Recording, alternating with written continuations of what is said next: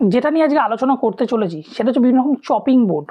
আমরা রান্নায় বা কিচেনের ক্ষেত্রে আমরা বিভিন্ন ধরনের চপিং বোর্ড ইউজ করি এবং চপিং বোর্ডে বিভিন্ন কালার আছে। সো আজকে বলবো কোন কালারের চপিং বোর্ডগুলো কি কোন কোন কাজে ব্যবহার করা যেতে পারে। প্রথম হচ্ছে লাল চপিং বোর্ড। লাল চপিং বোর্ড বেসিক্যালি আমরা ইউজ করি কোনো যে র মিট মানে কাঁচা মাংসগুলো আছে, সে রেড মিট হতে পারে, রেড মিট বা পোলট্রি অর্থাৎ মুরগির মাংস হতে পারে, পাঁঠার মাংস হতে পারে, বিভিন্ন রকম মাংস কাটার জন্য আমরা ব্যবহার করতে পারি। দেন হচ্ছে হলুদ রঙের চপিং বোর্ড। হলুদ রঙের চপিং বোর্ডের জন্য আমরা যেগুলো রান্না করা কুকড যে মাংসগুলো আছে সেইগুলোকে আমরা কাটতে বা কোনো কাজের জন্য আমরা ব্যবহার করতে পারি। নেক্সট হচ্ছে ব্লু কালারের চপিং বোর্ড।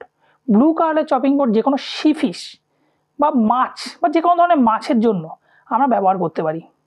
দেন হচ্ছে হোয়াইট সাদা রঙের চপিং বোর্ড, যে কোনো ডেয়ারি প্রোডাক্ট দুধ, ব্রেড, পনির যে যে কাজগুলো আছে সেই জিনিসগুলোকে কাটতে আমরা ব্যবহার করতে পারি। মানে দুধ জাতীয় যে আমরা যেগুলো আছে ডেয়ারি প্রোডাক্টগুলোকে আমরা বিভিন্ন রকম কাটা ছাড়া করতে আমরা হোয়াইট কালারের চপিং বোর্ড ইউজ করি।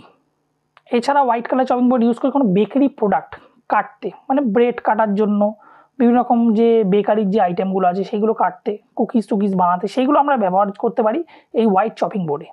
Green chopping board. Green chopping board থেকে বুঝতে পারছো আমরা সবুজ রঙের যে সবজিগুলো আছে সেইগুলোকে কাটতে আমরা কিন্তু গ্রিন চপিং বোর্ড ব্যবহার করি। এবার হচ্ছে ব্রাউন রঙের চপিং বোর্ড।